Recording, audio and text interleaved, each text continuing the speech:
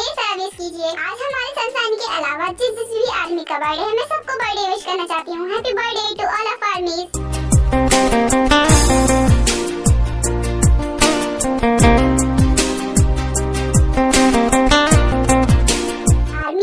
Requested है, so don't mind, okay. एक army ने मुझसे बहुत ज्यादा रिक्वेस्ट की थी इस स्टोरी के लिए। उसने एक नहीं बल्कि कई बार कमेंट्स किए थे और मैं बार उसकी कमेंट्स को इग्नोर करने की कोशिश कर रही थी, लेकिन मैं इग्नोर नहीं कर पाई बिकॉज उसने बहुत बार रिक्वेस्ट किया था और मुझे जेहोप के बर्थडे पर कुछ बनाना भी था, इसलिए मैंने इसकी रिक्वेस्ट को एक्सेप्ट कर लिया। योर ऑनर, ये एक शरीफ घर के लड़के को फंसाने की साफ साजिश लग रही है। इनके पास कोई भी सबूत नहीं है, तो इसे साफ जाहिर होता है कि वो लड़की झूठ बोल रही थी। उस लड़के ने पैसे ऐंठने के लिए मेरे क्लाइंट पर इल्जाम लगाया है, उसे कुछ भी नहीं हुआ है। ऐसी बहुत सी लड़कियां होती हैं जो पैसे ऐंठने के लिए कुछ भी कर सकती हैं। योर ऑनर, मैं आपसे ये दरख्वास्त करता हूँ कि मेरे क्लाइंट को प्लीज बाइज्जत बरी कर दीजिए, क्योंकि इसमें उसकी कोई भी गलती नहीं है।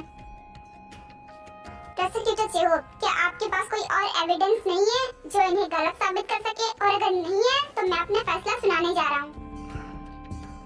योर ऑनर, मेरे पास एक ऐसा प्रूफ है ना जिसे देखकर दूध का दूध और पानी का पानी हो जाएगा। रुकिए, मैं अभी आपको वो प्रूफ दिखाता हूँ। और वो सबूत ये है, ये मेडिकल रिपोर्ट। इस रिपोर्ट के मुताबिक ये साफ पता चल रहा है कि उस लड़की के बॉडी पर जितने भी मार्क्स के निशान थे वो सारे के सारे मिस्टर फिलिक्स के डीएनए रिपोर्ट से मैच कर रहे हैं। और अगर आपको यकीन नहीं होता तो आप खुद ही चेक कर लीजिए कि मैं झूठ बोल रहा हूँ कि सच। उसके बाद जेहोप आरएम को वो मेडिकल रिपोर्ट देता है और आरएम उस रिपोर्ट को खुद चेक करता है और उसे भी सच्चाई का पता चल चुका होता है। ये सिर्फ कोर्ट के टाइम की बर्बादी है। इतनी देर से ये एक बेकार से बेकार सबूत दिखा रहे हैं जिनका कोई फर्क नहीं पड़ने वाला, और ये भी सबूत बेकार ही होगा। थोड़ी देर आप शांत रहेंगे? उन्हें अपना फैसला तो ले लेने दीजिए, बाद में पता चल जाएगा कि मैंने फेक सबूत दिया या फिर रियल। प्रोसिक्यूटर जेहोप ने जो मेडिकल रिपोर्ट दिखाई थी, इसे साफ पता चल रहा है कि दोषी मिस्टर फिलिक्स है, क्योंकि इस रिपोर्ट के मुताबिक साफ पता चल रहा है कि मिस्टर फिलिक्स हैं वो दोषी जिन्होंने उस लड़की के साथ बदतमीजी की है और तो और इन्होंने उस लड़की को फिजिकली हार्म भी किया है। इसीलिए ये कोर्ट ये फैसला लेती है कि मिस्टर फिलिक्स को कड़ी से कड़ी सजा मिलेगी और तो और उस लड़की के फैमिली वालों को $30 लाख भी देना पड़ेगा। ये इनकी सजा है। आरएम अपना फैसला सुनाकर चला जाता है और सभी कोर्ट से बाहर आ जाते हैं।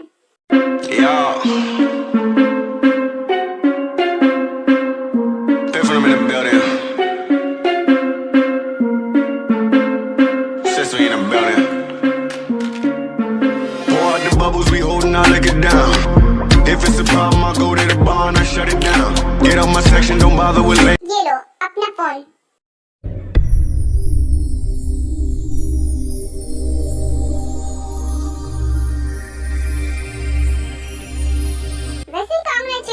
ये केस भी तुमने जीत लिया, थैंक यू।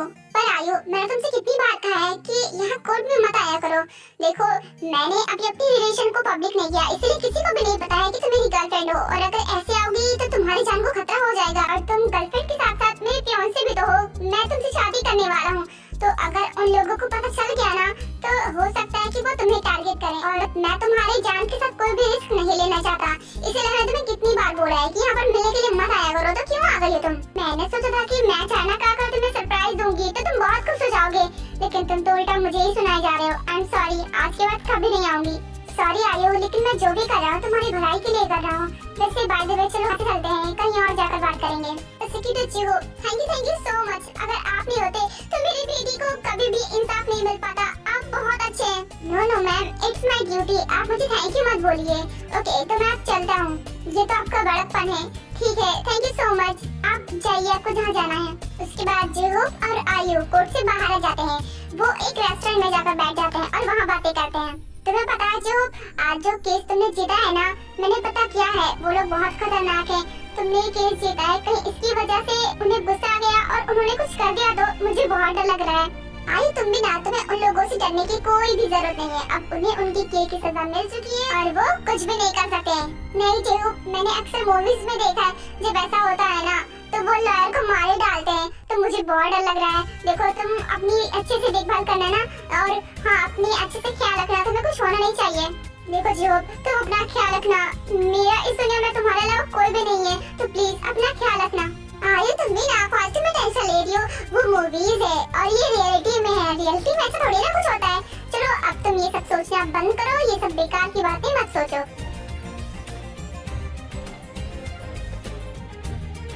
मेरी जान, तुम्हें घबराने की जरूरत नहीं है, कुछ भी नहीं होगा।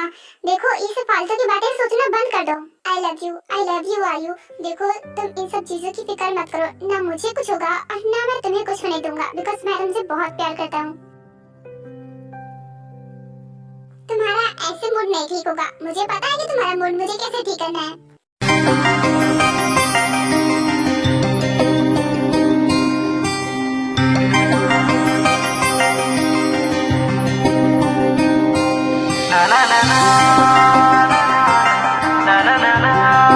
जान, आज तुम्हें क्या हुआ? तुम आज इतनी सैड क्यों लग रही हो? और तुम मेरी किसका भी कोई रिस्पांस नहीं दे रही थी। इसका मतलब कुछ और बात है। बोलो क्या हुआ? कोई बात है क्या? किसी बात से तुम परेशान हो या फिर किसी ने तुम्हें परेशान किया है? बोलो, तुम उसका नाम मुझे बताओ, फिर मैं उसे बता रहा हूँ।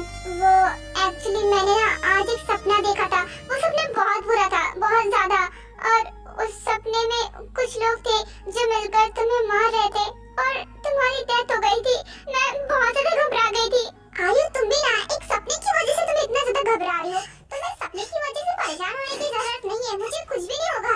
अरे एक से एक मैंने केस लड़े हैं, आज तक मुझे कुछ भी नहीं हुआ, तो आगे क्या होगा? देखो तुम घबरा मत और उसे एक डरावना सपना समझ के भूल जाओ, क्योंकि सपने सच नहीं होते। उसके बाद जेहोब आयु को शांत कराता है। कुछ देर बाद उसका मूड ठीक हो जाता है। हाँ, ये हुई ना मेरी आयु वाली बात। ओके, अब आज के बाद रोना मत भी सपनों की वजह से। ओके, समझ गई। उस प्रोसिक्यूटर की इतनी हिम्मत, उसने मेरे भाई को जेल पहुंचाया है। अब उसे सजा मिलेगी। मेरा प्यारा छोटा भाई, मैंने उसे कितनी लाड प्यार से पाला है। इनफैक्ट मैंने किसी भी चीज की उसे प्रॉब्लम नहीं होने दी। आज तक उसने जरा से भी परेशानी नहीं झेली है और आज उस प्रोसिक्यूटर की वजह से वो जेल में है। मैं उसे इतनी आसानी से माफ नहीं करूंगा, बल्कि मैं उसे इस काम के लिए इतनी दर्दनाक सजा दूंगा ना कि वो कभी भूल नहीं पाएगा। लेकिन सर, आप उसे जान से नहीं मार सकते। देखिए, अगर आप उसे जान से मारेंगे ना तो इस वक्त सारा का सारा शक आप पर जाएगा और आपको भी गिरफ्तार कर लिया जाएगा। और हो सकता है आपकी हरकत की वजह से आपके भाई की सजा और बढ़ जाए। और सबसे बड़ी बात, इस प्रोसिक्यूटर को अपनी मौत का बिल्कुल भी डर नहीं है। अगर डर होता ना तो अब नहीं करता और इतने बड़े बड़े आदमियों से पंगा नहीं लेता। उसने ऐसे बहुत सारे केसेस को सॉल्व किया है जिसमें उसकी जान को भी खतरा था, लेकिन फिर भी उसने वो सारे केस सॉल्व किए। तुम मेरे सामने उस प्रोसिक्यूटर की तारीफ कर रहे हो, क्या तुम्हें अपनी जान प्यारी नहीं है? नहीं सर, मैं उसकी तारीफ नहीं कर रहा, बल्कि जो सच है मैं वो बता रहा हूँ। मैं तो बस आपको ये समझाने की कोशिश कर रहा हूँ कि अगर आपने जल्दबाजी में कोई गलत फैसला ले लिया ना तो इससे बहुत बड़ी प्रॉब्लम इकट्ठा हो जाएगी। तो आपको जो भी करना है इसे सोच समझ कर आपको करना होगा, वरना इसकी वजह से आपको प्रॉब्लम भी हो सकती है। तुमने सही कहा, मुझे जो भी करना होगा वो सोच समझ ही करना होगा। एक काम करो, तुम ये पता करो कि उसकी फैमिली मेंबर में कौन कौन है। मैं उसकी फैमिली को ही खत्म कर दूंगा, तब तो मैं नहीं फंसूंगा ना। लेकिन सॉरी सर, इसका कोई फायदा नहीं है, क्योंकि मैंने ऑलरेडी उसके बारे में पता किया है। वो अनाथ है, उसके फैमिली में कोई भी नहीं है सिवाय उसके। ओह, तभी तो वो अपने सर पर कफन बांध के घूमता है, क्योंकि उसे पता है कि उसके आगे पीछे तो कोई है नहीं। लेकिन फिर भी हर इंसान की लाइफ में कोई ना कोई तो खास होता ही है, तो उसकी लाइफ में कोई ना कोई तो खास होगा ही। कोई भी रिलेटिव जो उसका खास हो, उसके पता करो, और अगर पता चल जाए तो तुरंत मुझे बताओ। सर, किसी करीबी का तो नहीं पता, लेकिन इस प्रोसिक्यूटर के साथ कभी कभी एक लड़की को देखा गया है। वो अक्सर और कभी कभार वो उससे मिलने के लिए आती है। शायद वो उसकी गर्लफ्रेंड भी हो सकती है। वेरी गुड, बस मुझे इतना ही जाना था। आखिर कोई तो मिला जो उसकी कमजोरी हो सकती है। अब उस लड़की को ढूंढकर ऐसी दर्दनाक मौत दो कि उसको देखकर उस प्रोसिक्यूटर की रूह भी कांप जाए। वो 100 बार अपने किए गए फैसले पर पछताएगा कि उसने मुझसे पंगा क्यों लिया। ओके सर, आपका काम हो जाएगा।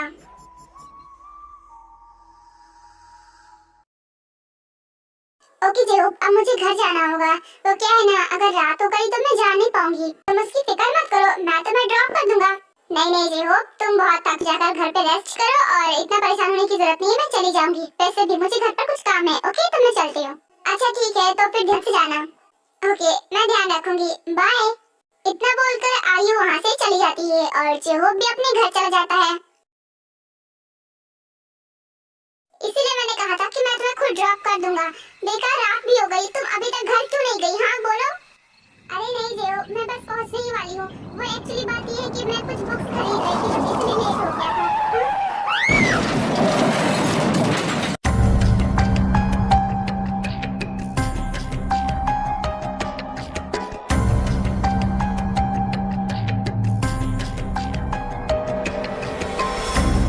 आयु क्या हुआ तुम्हें? Are you okay? देखो क्या हुआ तुम्हें? कुछ बोल क्यों रही हो? Game over. उसके बाद ब्राइट आयु के फोन को उठाता है और बहुत दूर पर फेंक देता है। सर, जिस तरह इसका एक्सीडेंट करवाया है आपने, ऐसा तो लग नहीं रहा कि ये एक्सीडेंट है। ये तो लग रहा है कि जानबूझकर किया गया है। और ये बात तो उस प्रोसिक्यूटर को साफ साफ पता चल जाएगी कि ये सोची समझी साजिश थी और वो हमें सजा भी दिलवा सकता है। तो मैं भी चाहता हूँ कि उसे पता चले कि ये एक सोची समझी साजिश थी, लेकिन वो ये बात साबित नहीं कर पाएगा। ये मैं गारंटी देता हूँ।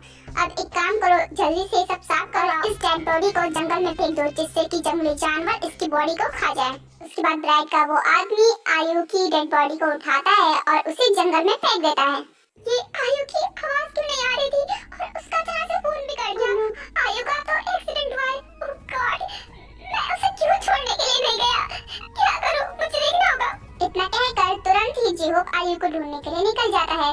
वो उसकी लोकेशन को ट्रैक करता है, पर उसका जो फोन का लोकेशन था वो नहीं बता रहा था बिकॉज फोन तो टूट चुका था। आयु को जी-होप हर जगह ढूंढता है, लेकिन आयु उसे नहीं मिलती है।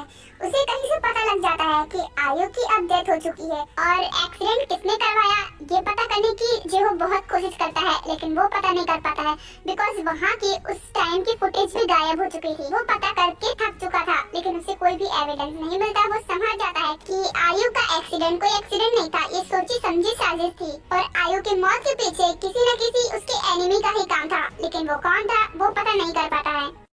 दुनिया ये जीत गई, दिल हार गया, नहीं सोचा था मैं कभी होंगे जुदा। ओ खुदा, बता दे क्या लिखा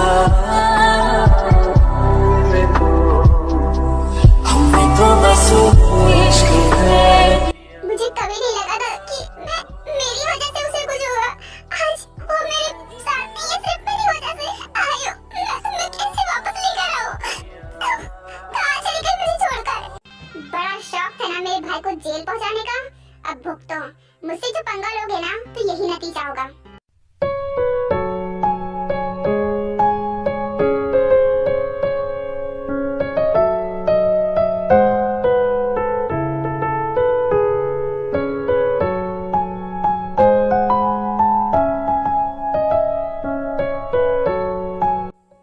मैम आपको कैबिन में बुला रही हैं।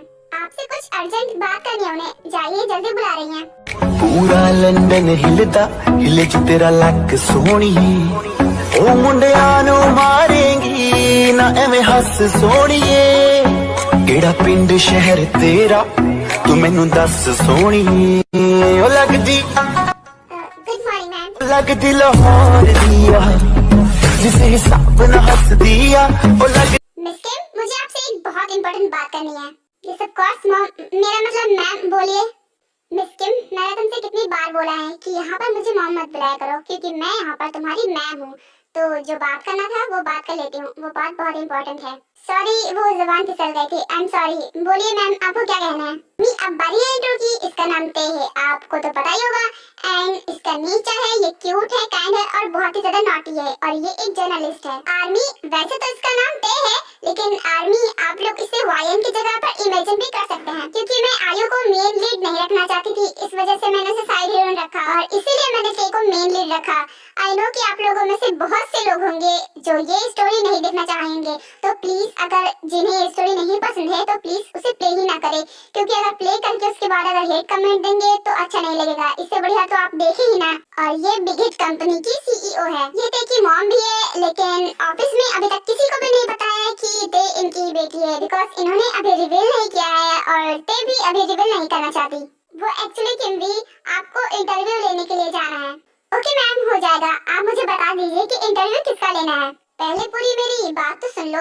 तुम्हें ऐसे इंसान का इंटरव्यू लेना है जिसे इंटरव्यू देना पसंद नहीं है, क्या इंटरव्यू देना पसंद नहीं है? लेकिन क्यों, ऐसा क्यों हो सकता है? भला भला किसी को इंटरव्यू देना क्यों नहीं अच्छा लगेगा? इंटरव्यू देने से तो उस इंसान की और पॉपुलैरिटी बढ़ती है, तो भला वो क्यों मना करेगा?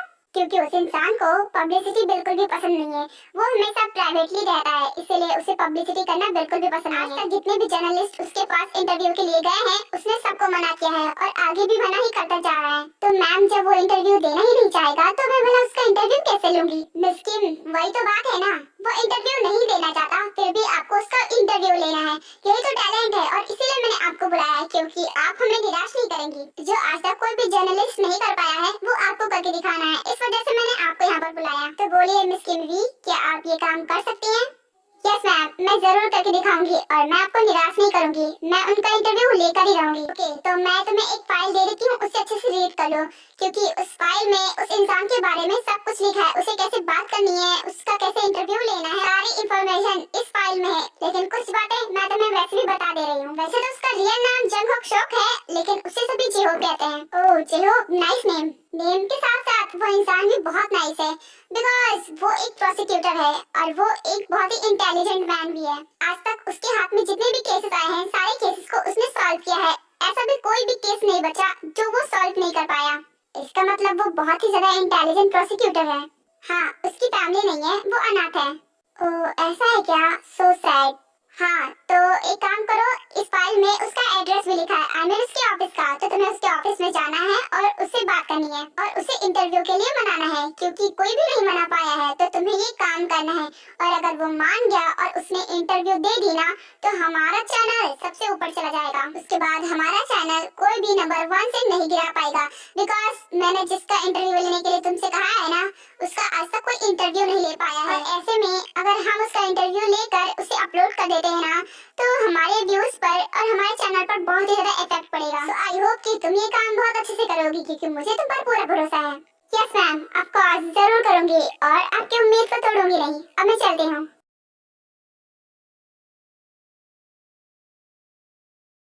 ओह, तो 29 फ्लोर, ओके।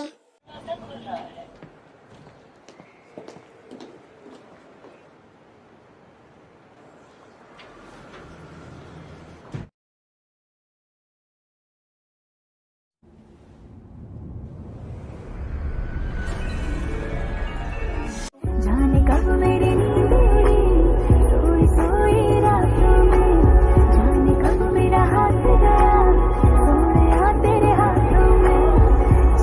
ये तो वही प्रोसिक्यूटर है जिसके बारे में मॉम बता रही थी। इसका मतलब मुझे इन्हीं का इंटरव्यू लेना है। क्या अभी तो बात नहीं कर सकती, अभी तो लिफ्ट में हूँ। एक बार ऑफिस में चले जाए, फिर वहाँ पर बात करूँगी। हाँ, ये तो गया, मुझे भी जाना होगा। मुझे बात इसी से करनी है, तो मैं किसी से इसका कैबिन क्यों पूछूं? इसी के पीछे पीछे चली जाती हूँ।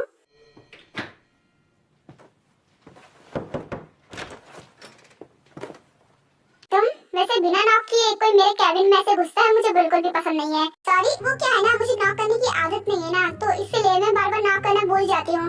वैसे बाय द वे, मुझे आपसे इम्पोर्टेंट बात करनी थी। देखो, फर्स्ट ऑफ ऑल तुम बिना नॉक किए मेरे कैबिन में आई हो, और दूसरी बात, क्या तुमने मुझसे मिलने के लिए अपॉइंटमेंट ली है या फिर ऐसे ही चली आई हो? नहीं सर, आई एम सॉरी। क्या है ना, मैं अपॉइंटमेंट लेना भूल गई, या यूं कहो कि मैंने जानबूझकर नहीं लिया, क्योंकि अगर मैं ऐसा करती ना तो आप मुझे अंदर घुसने भी नहीं देते। वैसे मुझे बताओगी कि तुमने अपॉइंटमेंट लिए बिना ऐसे कैसे अंदर आ सकती हो? तुम्हें आने किसने दिया? आप भी ना सर, मैं आपके साथ ही में तो आई हूँ, किसी ने मुझे रोका नहीं ना, यहाँ तक कि आपने भी नहीं रोका, तो फिर आप किसी और से क्या उम्मीद कर सकते हैं? मुझे लगता है कि मुझे अपनी ऑफिस की सिक्योरिटी को और भी टाइट करना होगा, वरना कई चोर ऐसे भी घुस सकते हैं जिन्हें कोई रोक भी नहीं पाएगा, क्योंकि वो चेहरे से बहुत मासूम और इनोसेंट दिखते हैं, जिससे उन्हें कोई पहचान भी नहीं पाएगा कि वो एक चोर है।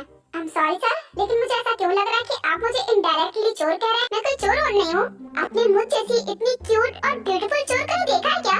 मैं तुम्हें चोर नहीं कह रहा, तुम्हारी हरकतें चोरों वाली हैं, क्योंकि तुम ऐसे घुस आई हो बिना पूछे और बिना अपॉइंटमेंट लिए, बिल्कुल जैसे कि एक चोर आता है।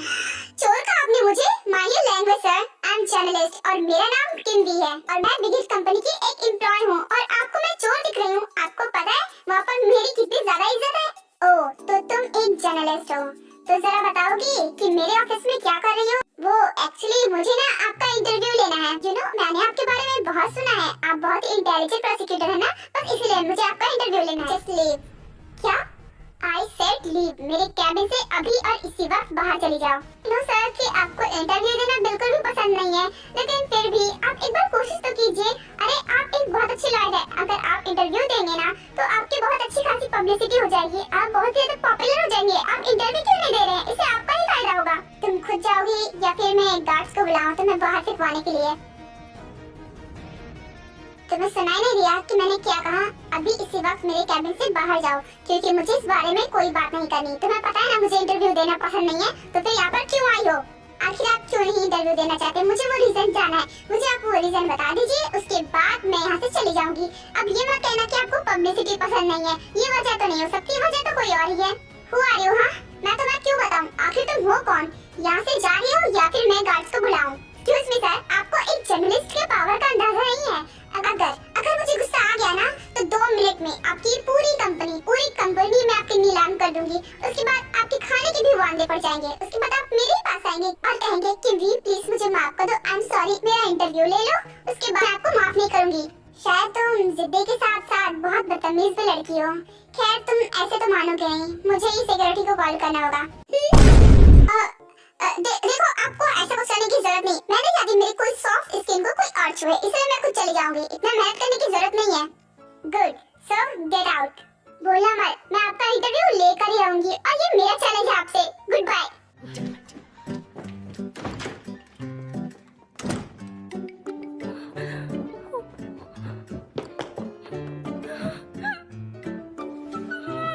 ओह नो, मैंने तो अपने पैरों पर ही कुल्हाड़ी मार ली। मुझे उससे प्यार से बात करनी चाहिए थी, पर मेरा एटीट्यूड कभी कम नहीं होगा। अब मैं उसे मनाऊं कि कैसे? मुझे कैसे न कैसे करके उसका इंटरव्यू लेना है। क्या करूं मैं? मुझे कुछ भी समझ में नहीं आ रहा। अगर वो मुझसे नाराज हो गया और उसने मुझे इंटरव्यू कभी नहीं दिया तो मेरी इमेज खराब हो जाएगी। कैसे न कैसे करके मैं इंटरव्यू तो लेना ही पड़ेगा। गॉड, क्या करूं मैं? क्या करूं? पागल हूं मैं, पागल हूं। मैंने क्या कर दिया? मिस किम, अब तुम भी ये मत कह देना कि तुमसे भी ये काम नहीं हो पाया है। क्या तुम भी उसे इंटरव्यू के लिए नहीं माना पाई? हाँ मैम, वो नहीं माना। मैंने उससे बहुत अच्छे से बात की थी और उसे बहुत समझाया था, लेकिन वो माना ही नहीं। तुम और वो भी भला किसी को प्यार से समझाओगी? मुझे नहीं लगता कि तुमने उससे प्यार से बात की भी होगी। सच बताओ, क्या कांड करके आई हो? नो मैम, मैंने कोई कांड नहीं किया। मैं तो बस समझा रही थी। मैंने कहा था कि इंटरव्यू देगा तो इससे उसके ही फायदा होगा, उसकी पब्लिसिटी होगी, लेकिन वो माना ही नहीं। तो जब वो नहीं माना तो मुझे गुस्सा आ गया। आपको पता है, वो मुझे अपनी कैबिन से बाहर निकलवाना चाहता था और वो भी सिक्योरिटी के हाथों। तो इसीलिए मुझे बहुत गुस्सा आ गया और मैंने भी एक जर्नलिस्ट की पावर दिखा दी। मैम आप समझने की कोशिश कीजिए, वो बहुत बदतमीजी तरीके से बात कर रहा था मुझे। अरे मेरी भी तो कोई इज्जत है ना। वो मुझे कैबिन से बाहर फिकवाने की बात करेगा तो गुस्सा तो आएगा ही ना। क्या तुम्हें नहीं पता कि जर्नलिस्ट की जॉब कैसी होती है? तुम्हें पेशेंस और गुस्से पे कंट्रोल रखना सीखना होगा, वरना तुम ये जॉब कभी नहीं कर पाओगी। अरे तुम अच्छा खासा काम कर रही थी, अचानक से तुम्हें क्या हो गया? तुम्हें इतना गुस्सा क्यों आता है? अब वो मुझे कैसे पता होगा? मैं भी तो एक इंसान हूँ ना, तो मुझे गुस्सा तो आ ही सकता है। मुझे तुमसे ये उम्मीद नहीं थी भी। खैर मैंने सोचा था कि तुम गुड न्यूज लेकर आओगी, लेकिन नहीं, तुम तो बैड न्यूज लेकर आ गई। और हाँ, एक बात ध्यान से सुन लो कि ये तुम्हारा काम है और मैंने तुम्हें ये काम सौंपा है, इसका मतलब ये काम तुम्हें खत्म करना ही करना है। पर मैम वो इंटरव्यू के लिए नहीं मान रहा, तो मैं उसे कैसे समझाऊं? वो तुम्हारी प्रॉब्लम है कि तुम्हें उसे कैसे मनाना है। इस इंटरव्यू के पीछे हमारे चैनल का पूरा फ्यूचर जुड़ा पड़ा है, तो ये काम मैंने तुम्हें दिया है, तो इसका मतलब ये काम तुम ही कर सकती हो। तो ऑल द बेस्ट। और हाँ, कैसे भी मनाओ उसको, किसी भी तरीके से मनाओ, लेकिन उसे मना कर ही वापस लाना। और हाँ, मुझे गुड न्यूज चाहिए, बैड न्यूज नहीं। मॉम का क्या है, उन्होंने साफ साफ बोल दिया कि उन्हें गुड न्यूज चाहिए, बैड न्यूज नहीं। अब ये गुड न्यूज कहाँ से लेकर आऊँ मैं? मेरा तो दिमाग खराब हो रहा है। खैर क्या करूँ, थोड़े गाने सुन लेती हूँ, मैं थोड़ा अपने मन को शांत कर लेती हूँ, उसके बाद मुझे कोई अच्छा सा आइडिया आ जाएगा।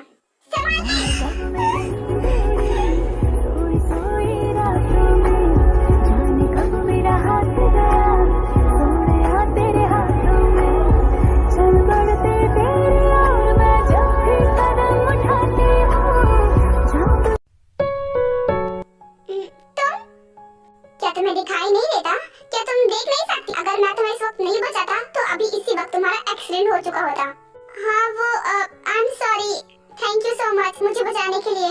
तुम जैसी बेवकूफ लड़की मैंने आज तक नहीं दी। रोड क्रॉस करते वक्त हेडफोन से गाना सुन रही है कि अगर कुछ ऐसा वैसा हो तो तुम्हें सुनाई भी नहीं देगा।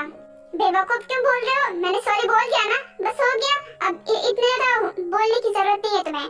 खैर मुझे तुम्हारे मुंह लगना भी नहीं है, सुबह सुबह तुम्हारा मुंह लग गया था, मेरा पूरा दिन खराब गया है आज। सुनो ना, वो एक्चुअली मेरे पैर में ना बहुत जोर से दर्द हो रहा है। वो अचानक से तुमने खींचा कि मेरे पैर में मोची आ गई, तो क्या तुम मुझे अपने घर ले जा सकते हो? वो क्या है ना, मैं चल नहीं पाऊंगी तो मुझे यहाँ से कौन ले जाएगा? और मेरा घर भी तो यहाँ पर नहीं है ना, मैं यहाँ पर नहीं रहती हूँ। तो क्या तुम मुझे अपने घर ले जा सकते हो? बस थोड़ी देर के लिए रेस्ट कर लूंगी और ये पैर ठीक हो जाएगा, फिर मैं चली जाऊंगी। वाह, अच्छा बहाना था मेरे साथ मेरे घर जाने का। सुनो, तुम खुद को क्या कोई हीरो समझते हो जो मैं तुम्हारे साथ रहने के लिए मरी जा रही हूँ? अगर मेरा पैर दर्द नहीं होता ना तो मैं सच में नहीं जाती। आई स्वेयर, मजबूरी इसीलिए बोल रही हूँ। एक प्रोसिक्यूटर होकर एक लड़की की हेल्प भी नहीं कर सकते? कैसे प्रोसिक्यूटर हो तुम? ओके फाइन, ठीक है, चलो कार में बैठो। सच में? Thank you so much. Okay, मैं अभी बैठती हूँ। लेकिन पैर में दर्द हो रहा है, तुम बैठा दो। आपको ज्यादा ही हो रहा है, इतना भी दर्द नहीं हो रहा कि तुम खुद बैठ भी नहीं सकती हो।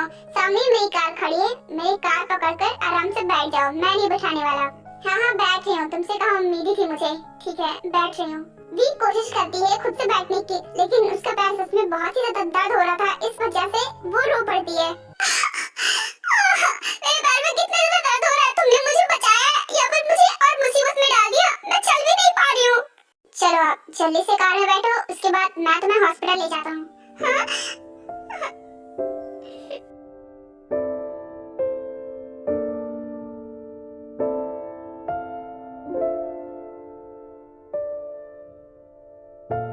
क्या हुआ, ऐसे क्यों देख रही हो? ये मोच मेरी वजह से आई है, बस इसीलिए मैं हेल्प कर रहा हूँ। हाँ समझ गई, तो मैं कुछ बोल रही हूँ क्या? हाँ ये तुम? मैं बस तुम्हारी सीट बेल्ट लगा रहा हूँ क्योंकि तुमने नहीं लगाई है। एंड वंस अगेन सॉरी, मेरी वजह से तुम्हें इतनी खतरनाक चोट लग गई।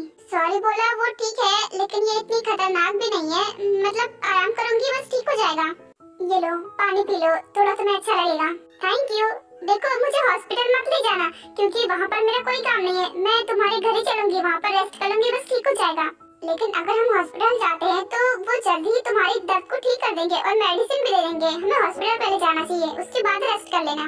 नहीं नहीं नहीं, बिल्कुल नहीं, हॉस्पिटल तो बिल्कुल नहीं जाना। वो पता नहीं कैसे पैर इधर उधर करते हैं, मुझे बहुत दर्द होता है, मुझे पता है इसका पेन, मुझे नहीं जाना। तो फिर ठीक है, तुम हॉस्पिटल नहीं जाओगी तो मुझे ही ठीक करना पड़ेगा घर पे। चलो ठीक है, मैं ही तुम्हें ठीक कर दूंगा घर पर।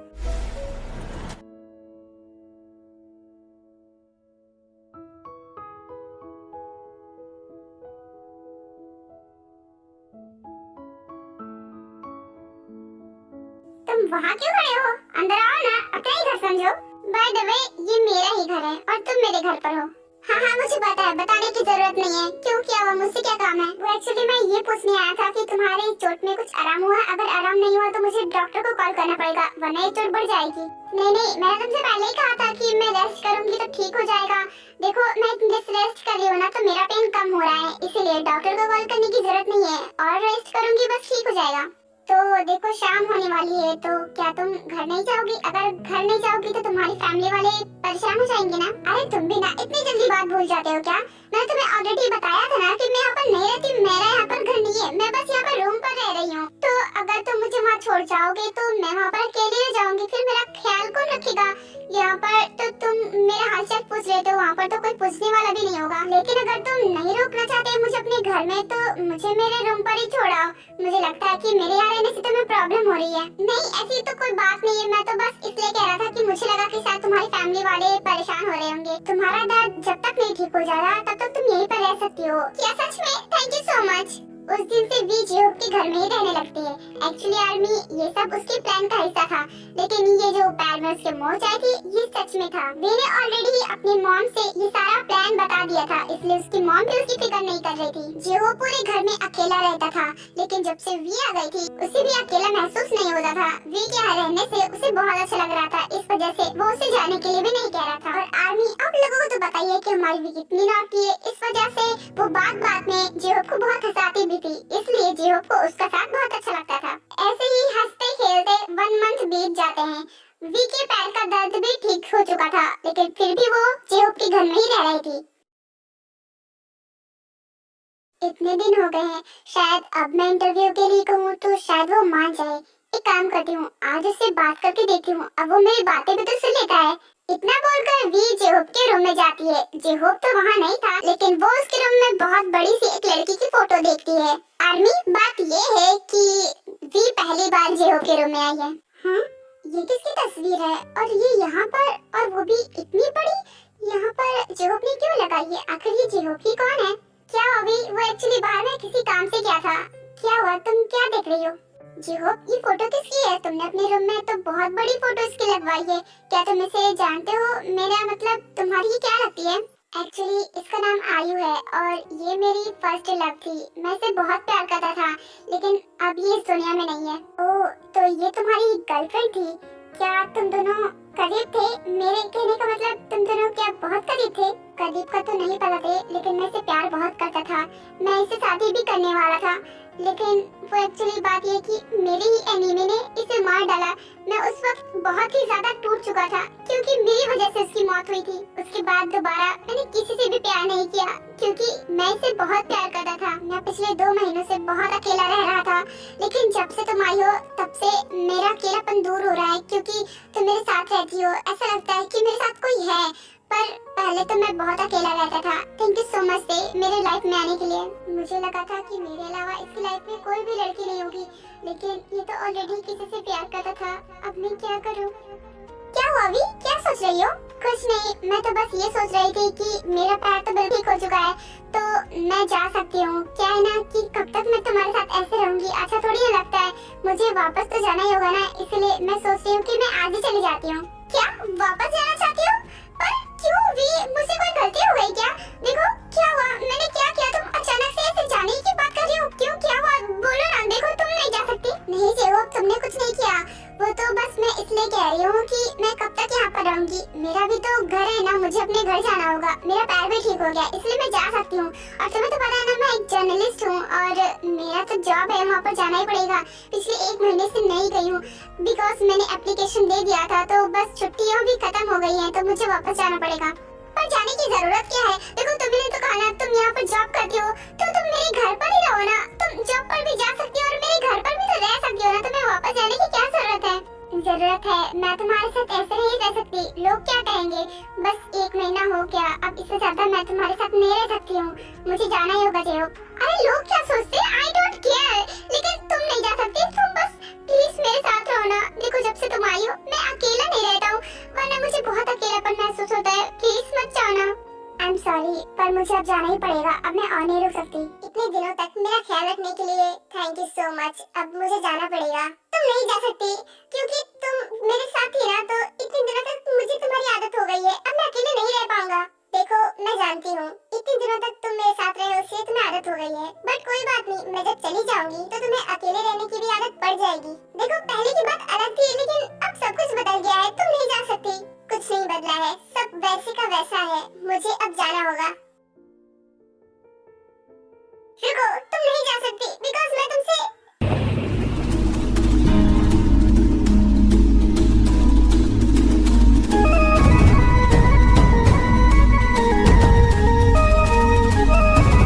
मैं तुम्हें अब नहीं जाने दे सकता, बिकॉज आई लव यू। इतने दिनों तक तुम्हारे साथ टाइम स्पेंड करने के बाद मुझे ऐसा लगता है कि मैं सच में तुमसे प्यार करने लगा हूँ। मुझे खुद ही रियलाइज नहीं था। अगर तुम मुझसे प्यार करते थे तो इतने दिनों तक तुमने मुझे कुछ बताया क्यों नहीं? बिकॉज मैं डरता था। मुझे लगता था कि अगर मैं तुम्हें प्रपोज करूंगा तो मुझे ऐसा लग रहा था कि मैं आयु को धोखा दे रहा हूँ, तो बस इसीलिए मैंने आज तक तुम्हें कुछ नहीं बताया। तुम अभी भी आयु से ही प्यार करते हो, तो फिर तुम मुझसे प्यार कैसे कर सकते हो? हाँ मैं उससे प्यार करता हूँ, बिकॉज वो मेरी फर्स्ट लव थी और कोई भी अपना पहला प्यार इतनी जल्दी नहीं ला पाएगा। और वो मेरी पास्ट थी और तुम मेरा प्रेजेंट हो। और आयु भी तो यही चाहती थी कि मैं हमेशा खुश रहूँ, और मेरी खुशी तुम्हारे साथ है। तुम सच कह रहे हो ना? तुम सच में मुझसे प्यार करते हो? हाँ मैं तुमसे प्यार करता हूँ। आई लव यू।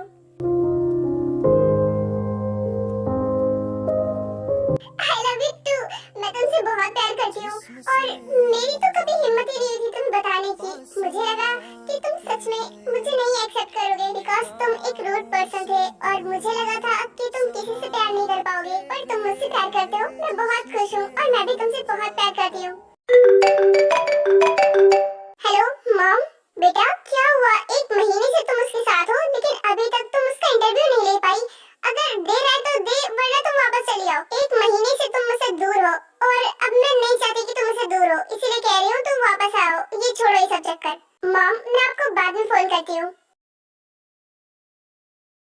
क्या हुआ? किसका कॉल था? कोई प्रॉब्लम है क्या? वो दरअसल मैं तुम्हें इंटरव्यू के लिए मनाने के लिए रह रही थी और मैं चाहती थी कि तुम मेरे साथ कंफर्टेबल हो जाओ ताकि तुम मेरी बात सुन सको। इसका मतलब तुम सिर्फ मेरा इंटरव्यू लेने के लिए सब कर रही थी? नहीं, तुम गलत समझ रहे हो। हाँ, मैं आई थी इसीलिए, लेकिन क्या है ना, तुम्हारे साथ रहते रहते मुझे तुमसे कब प्यार हो गया मुझे खुद ही नहीं पता, और मेरा प्यार तुम्हारे लिए सच्चा है। और रही बात इंटरव्यू की, तो तुम अगर कंफर्टेबल नहीं हो तो तुम मत दो, जरूरी नहीं है, और मेरे लिए तुमसे ज्यादा इम्पोर्टेंट और कुछ भी नहीं है, और मैं नहीं चाहती कि तुम फोर्स में इंटरव्यू दो। नहीं, तुम्हें ये सब करने की जरूरत नहीं है। मैं इंटरव्यू दूंगा, लेकिन अभी नहीं, जब सब कुछ ठीक हो जाएगा तब मैं दूंगा। लेकिन अभी सब कुछ ठीक तो है, अब क्या ठीक होना बाकी है? नहीं, अभी कुछ भी ठीक नहीं है। जब तक मैं आयु की कातिल को पकड़ नहीं लेता तब तक मैं इंटरव्यू नहीं दूंगा, और न ही मैं तुम्हारे साथ नई शुरुआत कर पाऊंगा, इसीलिए मैं कह रहा हूँ। इसका मतलब उनका मर्डर हुआ था? हाँ, वो एक्चुअली बात ये है कि इसके बाद जे हो वी को सारी बात एक्सप्लेन कर देता है। ये तो उनके साथ बहुत बुरा हुआ, मुझे उनके लिए बहुत बुरा लग रहा है, आई नो। बस इसीलिए मैं इंटरव्यू नहीं देना चाहता, बिकॉज मैं चाहता हूँ कि जब मैं उसके कातिल को सजा दिला दूँ उसके बाद मैं इंटरव्यू दूंगा और तुम्हारे साथ नई जिंदगी स्टार्ट करूंगा, लेकिन अभी नहीं। आई नो, मैं जानती हूँ और मैं समझती भी हूँ, इसीलिए मैं चाहती हूँ कि उनके कातिल को उनकी सजा मिल जाए, और मैं भी इसमें आपकी पूरी मदद करूंगी, बिकॉज मैं भी एक जर्नलिस्ट हूँ, तो मैं आपकी हेल्प कर पाऊंगी। Thank you so much V, मेरी इतनी हेल्प करने के लिए। थैंक यू मत बोलो, ये मेरा फर्ज है, लेकिन मुझे अभी जाना होगा। पर तुम क्यों जा रही हो? एक्चुअली मुझे मॉम को सब कुछ बातें बतानी भी तो है ना, इसीलिए। अच्छा ठीक है, मैं तुम्हारा वेट करूंगा, जल्दी आना।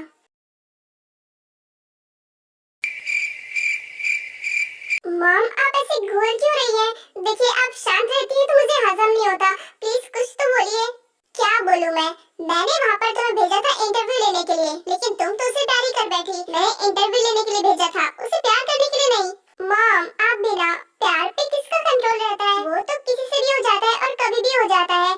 अब मुझे हो गया तो हो गया, अब मैं क्या कर सकती हूँ? ओ गॉड, पूरी दुनिया में तुझे वही खड़ूस मिला प्यार करने के लिए।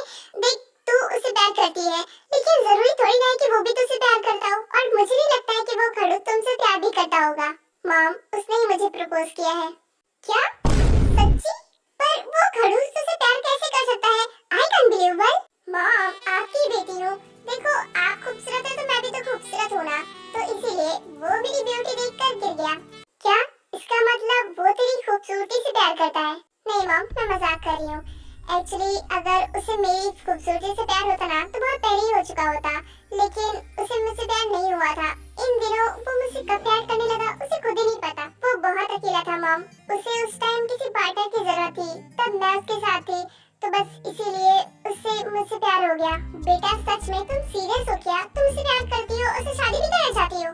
Yes of course mom, because पहली बार मुझे किसी से प्यार हुआ है और मैं अपने पहले प्यार को इतनी आसानी से नहीं जाने दूंगी, और मैं उसके साथ शादी करके उसके साथ रहना चाहती हूँ मॉम। अच्छा ठीक है, मैं करवा दूंगी, लेकिन ये सब छोड़ो, ये तो बात की बातें हैं। पहले ये बताओ, क्या वो इंटरव्यू के लिए मान गया? हाँ, वो इंटरव्यू के लिए मान तो गया, लेकिन वो अभी नहीं देना चाहता, जल्दी देगा, लेकिन अभी नहीं। जब उसको इंटरव्यू देना ही है तो अभी क्यों नहीं दे सकता? उसके पीछे भी बहुत बड़ा रीजन है मॉम। एक्चुअली बात ये है कि फिर उसके बाद भी जन को सारी बात एक्सप्लेन कर देती है। ओह नो, ये तो सेल्फी के साथ बहुत बुरा हुआ। तुम लोगों ने बिल्कुल सही कहा, मैं भी उसे इंसाफ दिलाने में मदद करूंगी। मैं अपनी कंपनी की सबसे बेस्ट टीम को हायर करूंगी वो एविडेंस ढूंढने के लिए। Thank you so much mom, आप बहुत अच्छी हो। फिर क्या था आदमी, कहते हैं ना, एक से भले दो, लेकिन यहाँ पर तो तीन तीन थे। तीनों ने मिलकर आयु के कातिल को ढूंढ लिया और सबूत इकट्ठे किए और उसे सजा भी दिलवाया। थैंक यू सो मच आप दोनों का। अगर आप दोनों ना होते तो मैं ये सब कर ही नहीं पाता। मैं आज बहुत खुश हूँ, आयु को इंसाफ मिल गया, और ये सब सिर्फ आप दोनों की वजह से हुआ है। Thank you so much. Thank you क्यों बोल रहे हो बेटा? वैसे भी हमारा ये फर्ज था, और ये हमारा काम भी तो है ना, इसीलिए हमने ऐसा किया। किसी बेगुनाह की जान किसी ने ले ली तो हमें उसे इंसाफ तो दिलाना पड़ेगा ना, इसीलिए हमने ऐसा किया। So don't say thank you। आप लोगों ने मेरा इंटरव्यू लेने के लिए बहुत मेहनत की है, तो मैं चाहता हूँ कि मैं आज आप लोगों को अपना इंटरव्यू दूँ। क्या सच में बेटा? Thank you so much. फिर क्या था, वही हुआ जो होना था। आर्मी जेहोप का इंटरव्यू लिया गया, और जेहोप एक प्रोसिक्यूटर था जिसका इंटरव्यू आज तक कोई भी नहीं ले पाया था। इस वजह से उसकी ये वीडियो बहुत ही ज्यादा वायरल हो गई, और जिनका चैनल नंबर 1 पर आ गया था।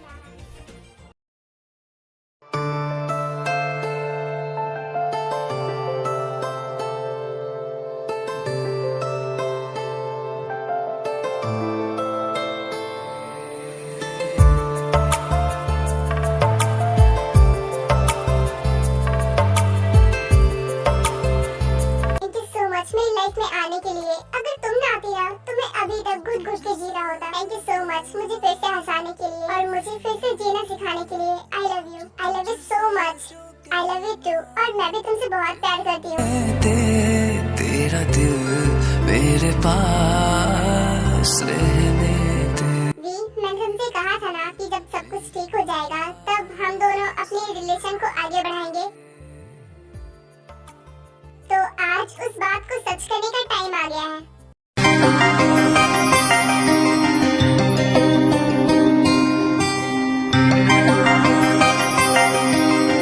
मैं तुम्हारे साथ अपनी जिंदगी की नई शुरुआत करना चाहता हूँ। Will you marry me? ना ना ना ना ना ना ना ना ना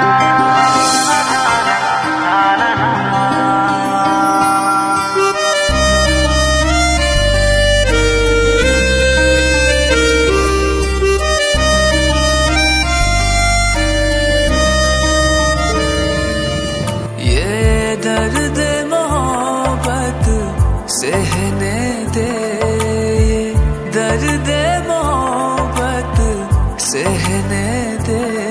तेरा दिल मेरे पास रहने दे, तेरा दिल मेरे पास रहने दे। आज तुझसे जो कहना है कहने दे, आज तुझसे जो कहना है कहने